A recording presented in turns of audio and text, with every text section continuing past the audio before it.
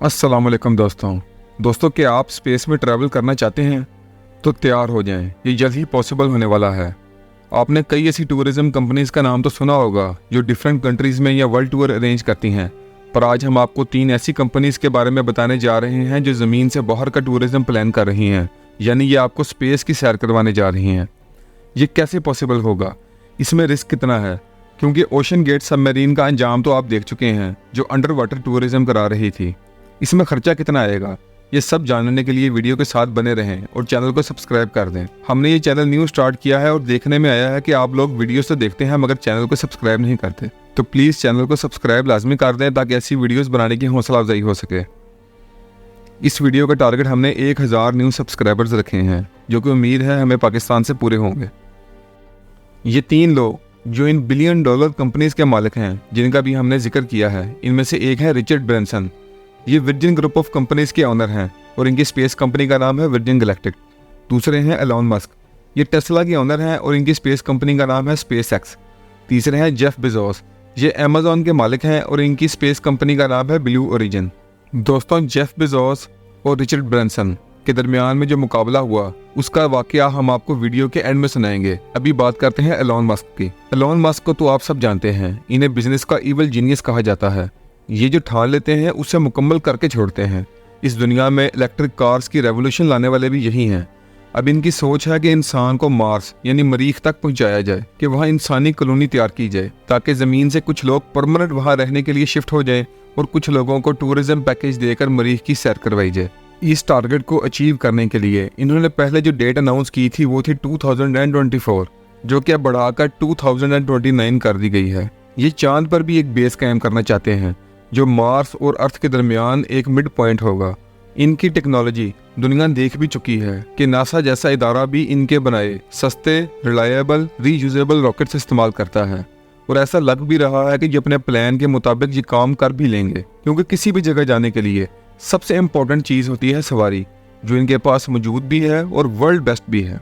अब आपको बताते हैं स्पेस रेस कंपटीशन जो जेफ बेजोस और रिचर्ड ब्रैंसन के दरमियान हुआ कि वो कौन पहला आदमी बनेगा जो स्पेस में अपने प्राइवेट स्पेसशिप में जाएगा।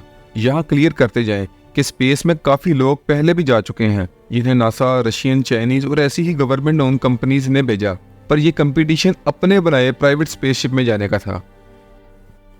और दोनों कंपनीज के ऑनर खुद इसलिए जाना चाहते थे कि वो अपनी स्पेसशिप की रिलायबिलिटी साबित कर सकें कि वो कितनी सेफ है, बिकॉज कंपनी का ऑनर खुद उसमें बैठ के स्पेस में जा चुका है।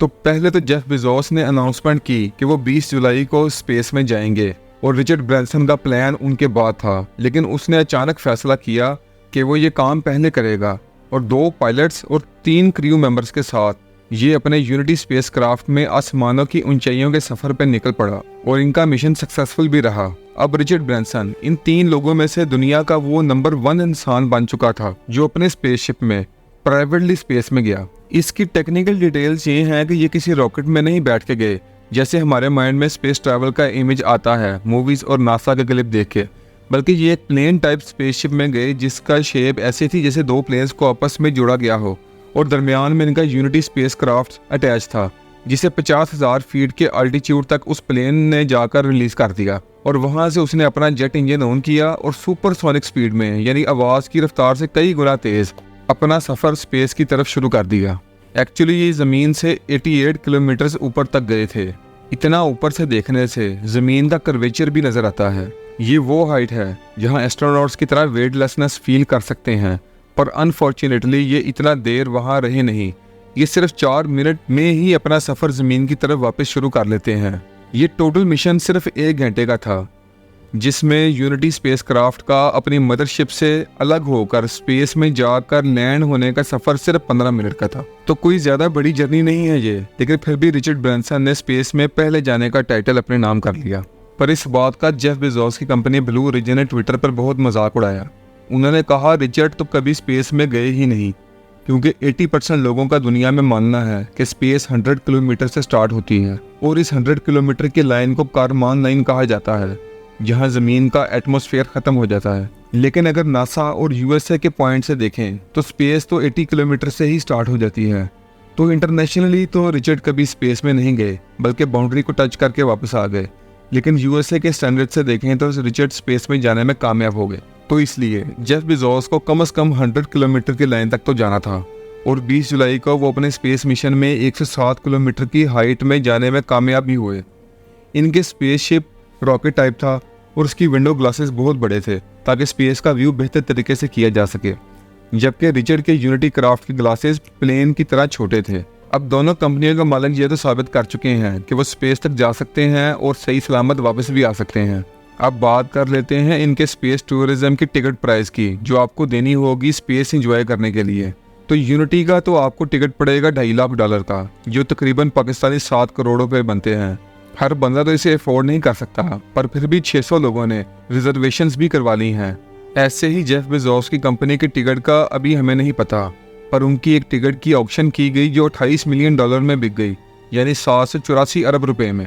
एलॉन मस्क की कंपनी स्पेस एक्स की भी एक टिकट की ऑक्शन की गई थी, जो कि $55 मिलियन यानी 184 अरब रुपए में बिक गई, क्योंकि एलॉन मस्क की फ्लाइट तो आपको शायद इंटरनेशनल स्पेस स्टेशन तक भी लेके जा सकती है। अब आप खुद फैसला करेंगे पाकिस्तान में कौन इस काबिल है जो इन कंपनीज की टिकट को भर सकता है, और किसके पास इतना पैसा है। कमेंट सेक्शन में लाजमी बताएं। आज के लिए इतना ही। खुदा हाफिज।